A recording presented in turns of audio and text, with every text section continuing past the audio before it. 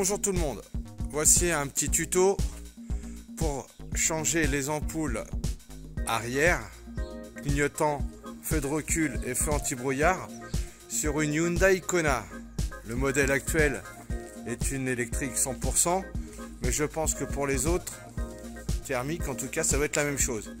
Donc en fait, clignotant, feu de recul, feu anti-brouillard et l'autre clignotant.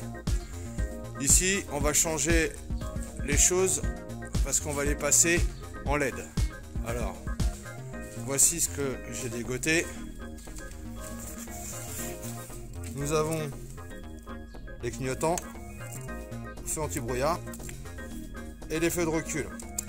Voilà, donc il y a une petite particularité à faire attention sur les clignotants, c'est que vous avez le modèle avec les picots face à face et vous avez les modèles avec les picots en Y qu'on peut voir ici.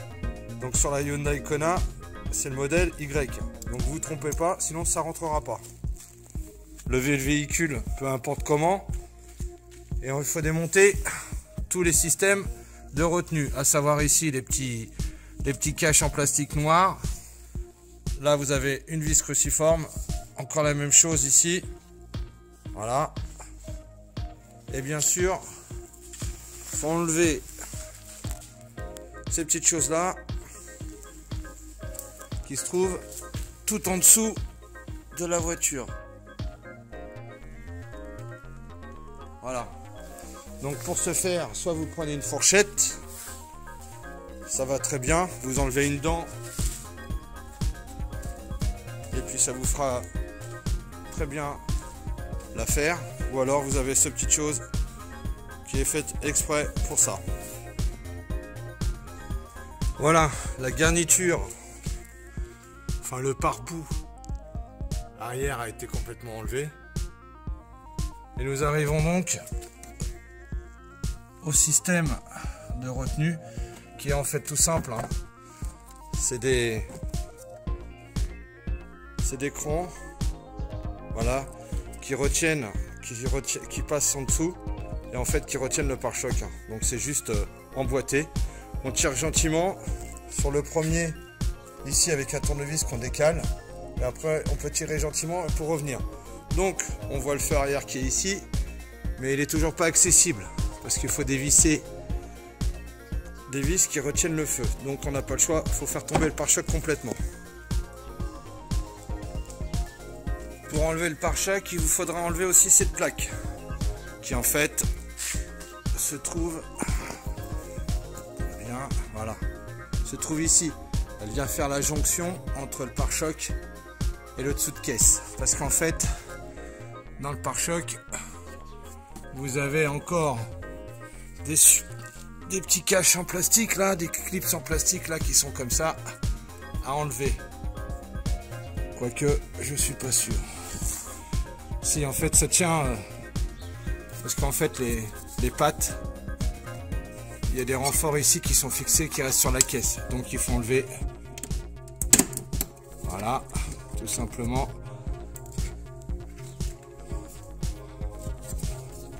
Il y en a 3.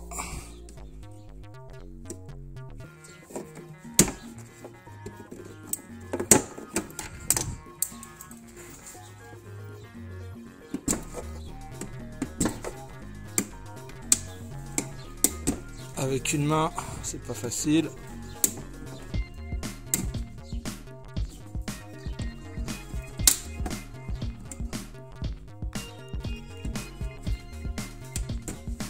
Je vous reprends après. Voilà, donc les 3 clips ont été enlevés. Et normalement, voilà, le pare-choc qui sort tout seul. Alors, bien sûr, ici c'est pareil, hein, tout le long, le pare-choc est retenu par un clip, en fait, il est clipsé. Donc il faut bien le tenir parce que vous avez forcément les fils électriques derrière. Ah, j'ai encore quelque chose qui retient.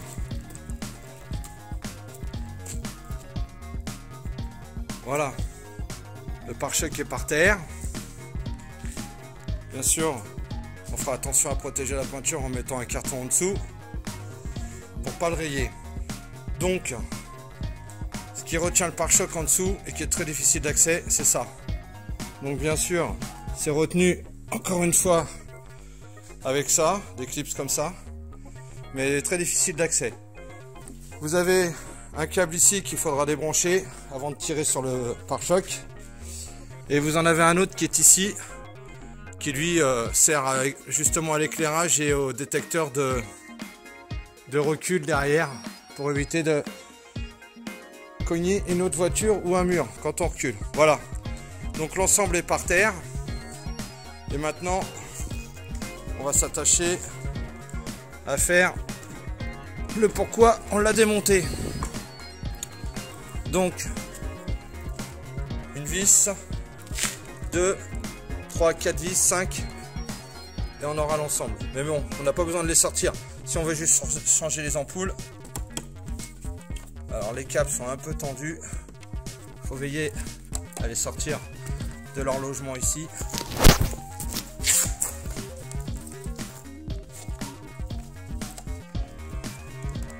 Ça devrait faire la fin si on en défait un. Voilà, il y a plus de mouvement et on peut démonter.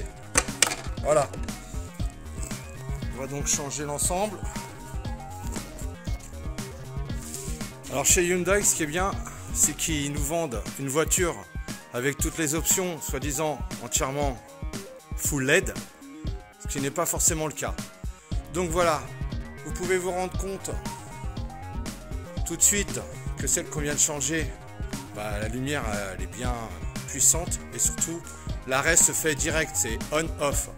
On regarde l'autre côté, ça s'éteint, ça se rallume, mais c'est pas du tout la même vitesse que l'autre et surtout le même éclairage. Pour la marche arrière, je peux pas vous montrer étant donné que la voiture elle est sur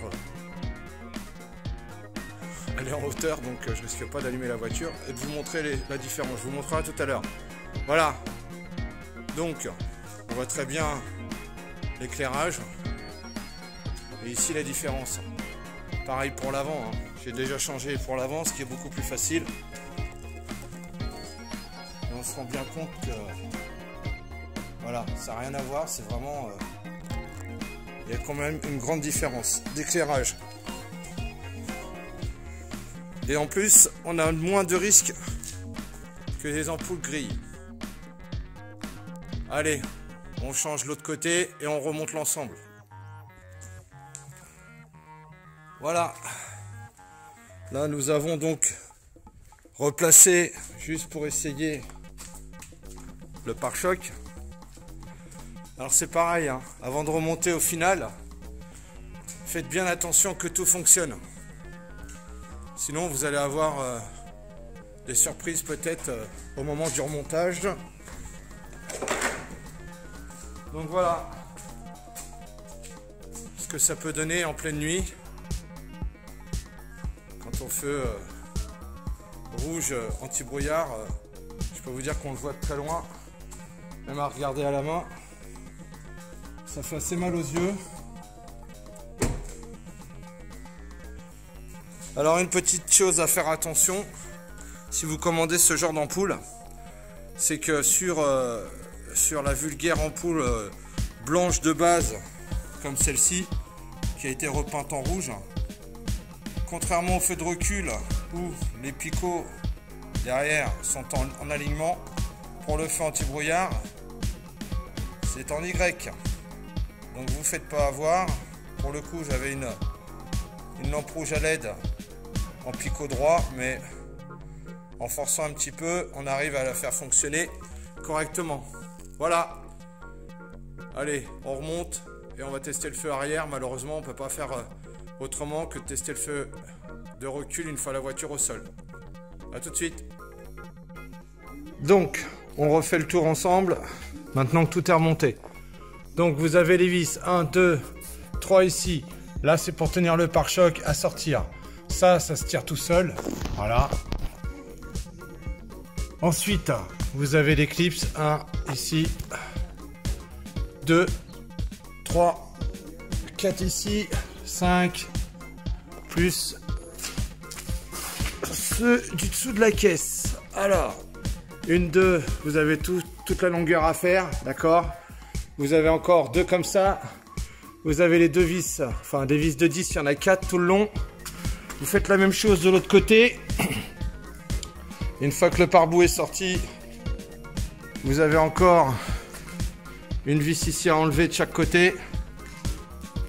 Et le pare-choc, après vous le prenez, vu que ici c'est décalé, vous décalez d'ici un petit cran, ça va sortir, tic tac, et vous continuez, tout sort d'un seul coup.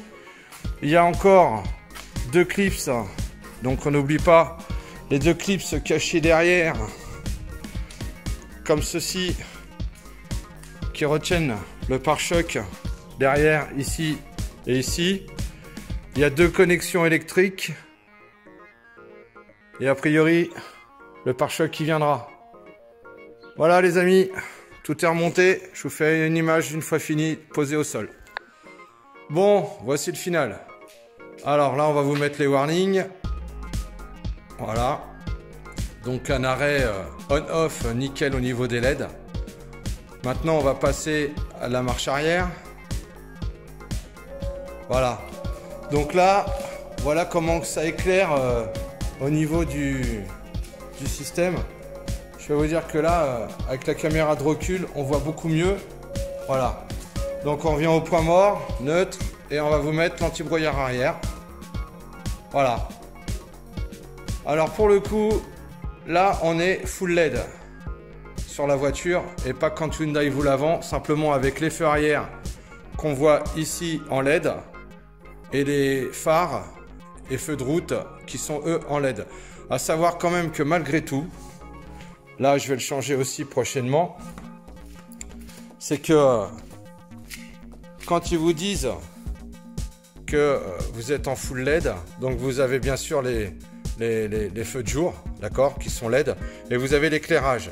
Par contre, quand vous tournez, non, tourne le volant, voilà, vous avez malheureusement une pauvre lampe qui est l'ancien modèle, hein, donc voilà, donc qui n'a rien à voir avec le LED.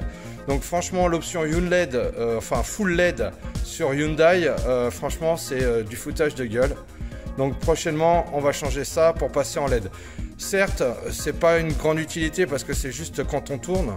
Mais bon, ceci dit, ça fait plus sympa de voir au loin une voiture qui éclaire vraiment avec toutes les puissances identiques, à savoir un blanc et non un jaune et un blanc à côté qui fait dégueulasse.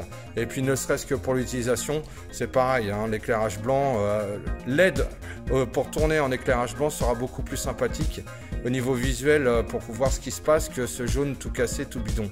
Voilà, bonne journée à tout le monde et à la prochaine. N'hésitez pas à poser vos questions, je vous répondrai sans problème. Ciao.